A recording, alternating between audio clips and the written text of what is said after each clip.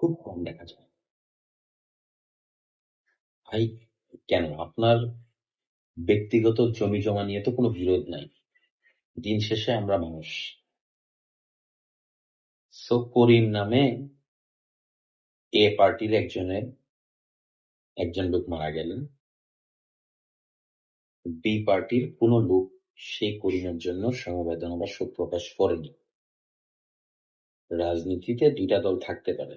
বিশ্বের উন্নত অন্যান্য যে দেশগুলো আছে সেই দেশগুলোতে কিন্তু এই ধরনের রেষারেষি বা এই ধরনের হিংসাত্মক মনোভাব কিন্তু নাই। একমাত্র বাংলাদেশেই রাজনীতির এই ধরনের বাজে চর্চা বিদ্যমান। একটা দেশে কিছুদিন পরে জনগণটাকে এখানে কুটির ঘরে যদি নিয়ে যাই, তাহলে জনগণের ফিগারের চেয়ে কিন্তু বেশি হয়ে যাবে রাজনৈতিক দল। এই ক্ষেত্রে রাজনৈতিক যে একটা কাঠামো বা রাজনীতির যে একটা ওজন, একটা ভ্যালিউ, এই জিনিসটা কিন্তু আসলে কমে যাবে। সো বাংলাদেশের রাজনীতিক কোন দলের সময় আসলে খুব ভালো কিছু অতিমাত্রায় হয়েছে বা কোন দলের সময় দুর্নীতি একবারে কমে গিয়েছে তা বলা যাবে না।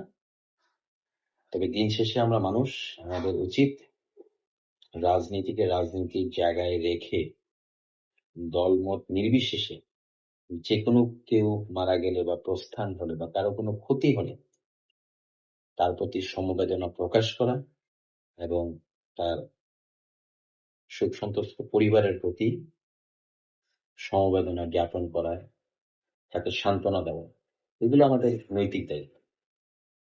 আমরা একটা সুন্দর বাংলাদেশ চাই, সুন্দর রাজনীতির বাংলাদেশ চাই এবং এই বাংলাদেশের যে প্রাচুর্যতা আছে, অর্থ, সম্পদ বা সবকিছু মিলিয়ে প্রাকৃতিক সৌন্দর্য থেকে শুরু করে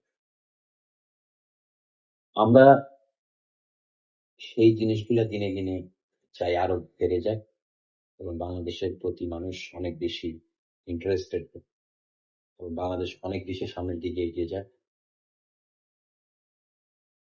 আর কিছু বলার নেই।